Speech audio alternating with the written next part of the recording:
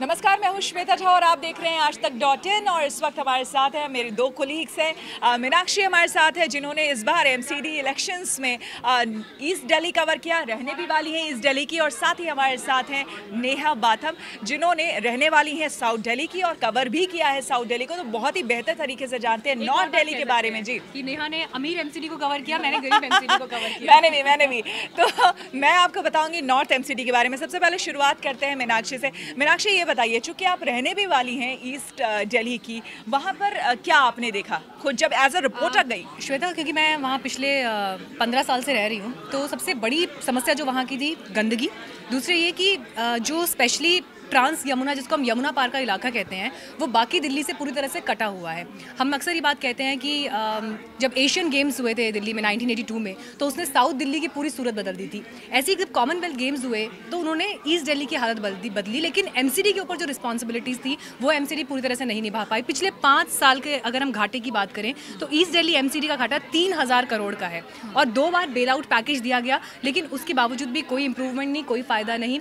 Sanitation workers को salary time पे नहीं मिलती थी, कूड़ा वो रास्ते पर फेंक के जाते थे, जिसका असर वहाँ रहने वाले जो लोग होते हैं तो उन पे पड़ता था। डेंगू की समस्या हो गई, बीमारियों की समस्या हो गई। उस इलाके में 2 बड़े अस्पताल हैं जो एनसीडी के हैं, लेकिन अगर आप वहाँ की बेसिक फैसिलिटीज़ की हालत देखेंगे तो 0 भी शायद एक बड़ा नंबर है। उसे आपको ये कहना चाहिए कि वो नेगेटिव में वहाँ पर हालात हैं और सुधार की कोई गुंजाइश यानी कि एमसीडी ने कुछ खास काम नहीं किया।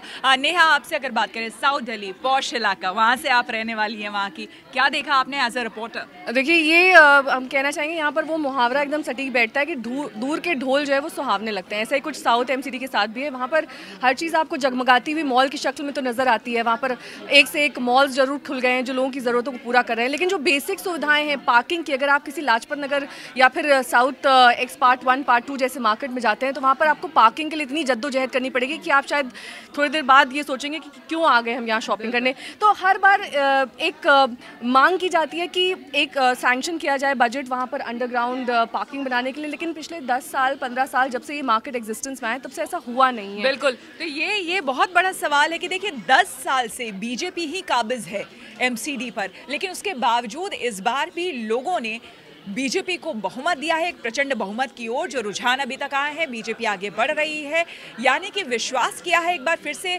विश्वास जताया है। और इस बार विश्वास है नरेंद्र मोदी पर, उनके चेहरे पर, सबका साथ सबका विकास, इसी नारे के साथ बीजेपी आई है।